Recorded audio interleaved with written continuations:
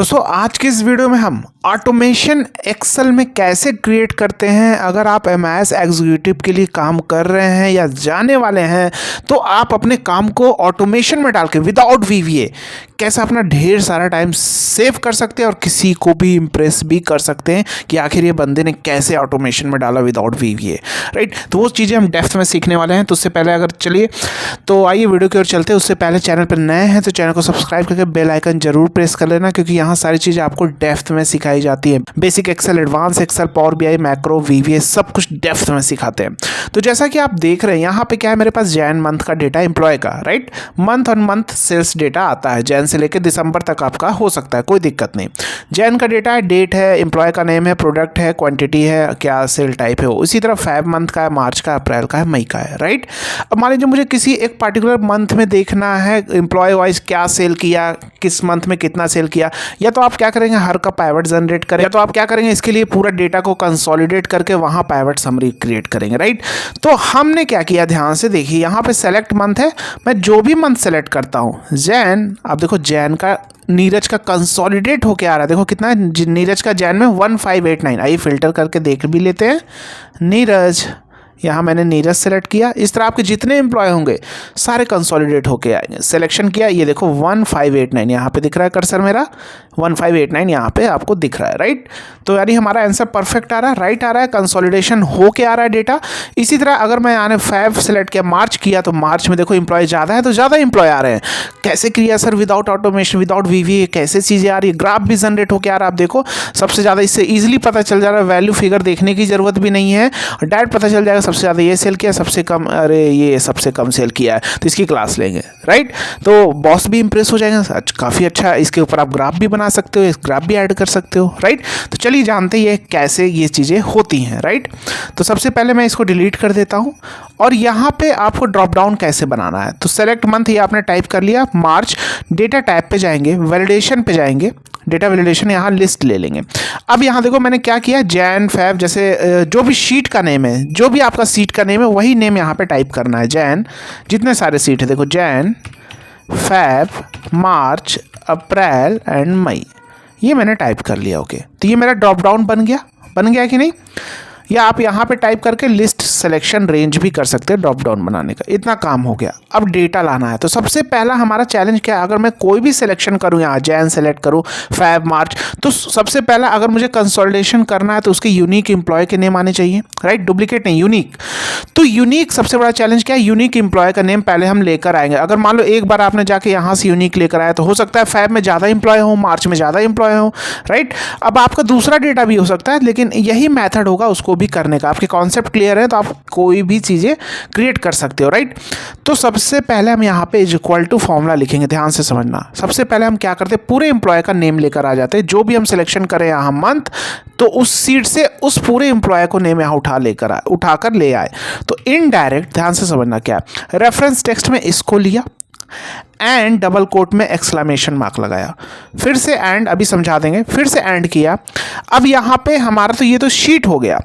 अब भाई सब में, अगर मैं सब में शीट में देखो तो एम्प्लॉय का नेम कहाँ से स्टार्ट हो रहा है, B2 से। सभी में आप देखोगे B2 से ही है, सारे में। तो हमारा मेन कॉलम क्या हो जाएगा, इसको मैं हटाता हूँ, एंड के बाद हम क्या कर देंगे, ध्यान से समझना, डबल कोट में B2, क्योंकि टेक्स्ट इनडायरेक्ट एज अ हम रेफरेंस इसके अंदर टेक्स्ट में देते हैं, डबल कोट टेक्स्ट, राइट।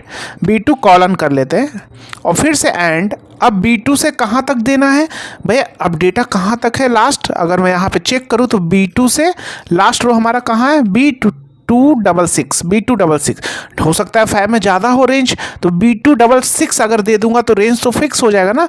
मान लो इसमें ज़्यादा डेटा आया, फिर बाद में डेटा आया तो लेगा तो है नहीं, है ना। दूसरे फैब में मान लो, जैसे फैब में देखते हैं कहाँ तक डेटा है। चलो यहाँ पे भी 266 तक ही डेटा है, क्योंकि मैंने एग्जांपल आपको समझाने के लिए।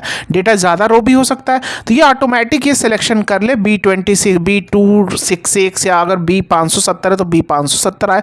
तो इसके लिए यहाँ पे हम फॉर्मूला एंड के साथ फॉर्मूला लगाएंगे एड्रेस फॉर्मूला। अगर मैं रो दूँ और कॉलम दूँ तो उसका रेफरेंस बना देता है। जैसे अगर मैंने रो दिया 2 और कॉलम दिया 2 तो क्या हो जाएगा, B2 बना देगा यहाँ पे। तो B2 से B2 हो जाएगा, राइट। तो मैंने यहाँ पे रो को कैसे, तो मुझे B266 करना है, तो मैं क्या करूँगा, रो नंबर के लिए यहाँ पे मैं क्या करूँगा, काउंट ए कर लूँगा। क्या कर लूँगा, काउंट ए। और इसके अंदर वैल्यू कैसे देंगे काउंट ए के अंदर, क्योंकि डायनेमिक होना चाहिए, जो भी शीट सेलेक्ट करो उसी शीट का रेंज ले ले। तो इनडायरेक्ट लगाया, रेफरेंस टेक्स्ट दिस, एक मिनट यहाँ पे समरी इसको हटा देता, कोई मतलब नहीं है, कोई भी दिक्कत नहीं है, आप कर भी सकते दिस एंड डबल कोट में एक्सक्लेमेशन मार्क, फिर से एंड, अब डबल कोट में, क्योंकि मेरा एम्प्लॉय नेम कहाँ पे, B कॉलन B, ये ब्रैकेट अभी होगा क्या, आप देखना, एक मिनट, ये हो गया, ठीक है। रो नंबर हो गया, ये तो रो नंबर के लिए हो गया। कौन सा रो आएगा, काउंट फॉर्मूला क्या करेगा, इनडायरेक्ट फॉर्मूला, जो भी शीट सेलेक्ट करूंगा यहाँ पे, तो इनडायरेक्ट क्या करेगा, वो रेफरेंस उसी शीट का पूरा रो लेकर चलाएगा, डेटा काउंटेड काउंट कर लेगा, राइट। कॉलम नंबर पूछ रहा है, कॉलम नंबर कौन सा, तो कॉलम नंबर दूसरा है, तो यहाँ पे रेफरेंस बन जाएगा B26 तक। ये देखो क्या हुआ आपको, जैसे इनडायरेक्ट फंक्शन क्या करता है, मैं यहाँ आपको दिखा देता हूँ। इनडायरेक्ट E2 एंड B से B, ये इनडायरेक्ट फंक्शन है, is equal to indirect. Spill error क्यों आ रहा है, नीचे डेटा है क्या, मैं यहाँ पे डाल के देखता हूँ। अच्छा, ये ऊपर नीचे रेंज नहीं लिया, यहाँ पे डालता हूँ, ये देखो आ गया। तो जब इनडायरेक्ट फंक्शन आया यहाँ पे, इस पे एरर क्यों आ रहा था, क्योंकि रेंज हमने B से B लिया था और हम कर्सर अपना यहाँ पे रख रहे थे, तो उतना रो तो नहीं आ रहा है ना उसके रेंज में, तो इसलिए ऊपर रखना पड़ा, इसलिए स्पिल एरर इसी समय आता है। उसके रो मतलब स्पिल एरर तब आता है जब उसके रास्ते में बाधा आ रही है, पूरा डेटा फिल नहीं हो रहा वहाँ पे नीचे पे, राइट, फिल होने की जगह नहीं है, इसलिए स्पिल एरर दे देगा। तो एम्प्लॉय नेम लिया, तो आप देखोगे यहाँ B2 से B2 पूरा एम्प्लॉय नेम आ गया, देखो कितना आ गया यहाँ पे, देखोगे मैं आपको दिखाता हूँ, यहाँ पे देखो लास्ट एम्प्लॉय तक ये उठा के दे दिया मुझे। यहाँ पे अगर आप देखेंगे, ये देखो यहाँ तक दे दिया है, लास्ट एम्प्लॉय रिंकू है, ये देखो रिंकू, और जीरो क्यों दे रहा है, क्योंकि नीचे। अब अगर हम यहीं पे काउंटे कर लें, ठीक है, यहीं पे हमने क्या कर लिया, काउंटे कर लिया, तो काउंटे जब कर लिया तो क्या होगा, 266 टोटल डेटा है, यहाँ पे क्या बताएगा, पूरा ये 266 ही काउंट करेगा ना, यहाँ से यहाँ तक 266, तो B266 हो जाएगा, क्योंकि मैंने कॉलम नंबर 2 दे दिया है, ठीक है। एड्रेस फॉर्मूला करता है क्या, मैंने आपको बताया था, रो नंबर मान लो मैंने दिया 3, कॉलम नंबर 2, तो क्या हो जाएगा, मतलब रेफरेंस बना देगा, B3 बना देगा, तीसरा रो है ना, हाँ, दूसरा कॉलम देखो B3, तो यहाँ पे मैंने, यहाँ पे भी क्या होगा, एड्रेस में मैंने कॉलम नंबर 2, तो B266 कर दिया, समझ में आ गया।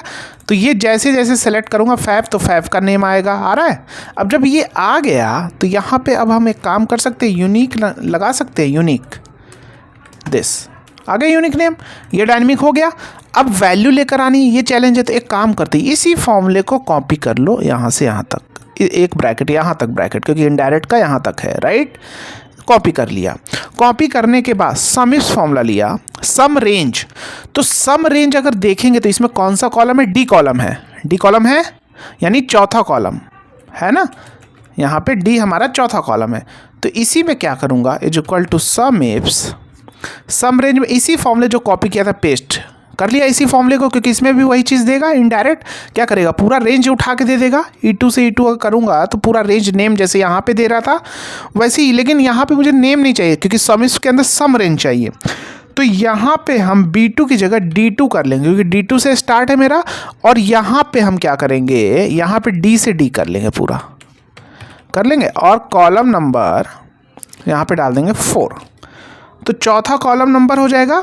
और इनडायरेक्ट क्या करेगा, डी से डी का पूरा डेटा लेकर आएगा, काउंट कर लेगा, राइट, तो एड्रेस फॉर्मूला वो वहाँ तक दे देगा, राइट। तो सम इफ के अंदर रेंज हमारा वहाँ से वहाँ तक हो जाएगा, सम रेंज ये हो गया, कॉमा क्राइटेरिया रेंज, इसी को पेस्ट कर दो। क्राइटेरिया रेंज मेरा क्या होगा, वही नेम वाला होगा ना, तो सेम आ जाएगा, कुछ चेंज नहीं करेंगे, क्योंकि बी पे एम्प्लॉय नेम है।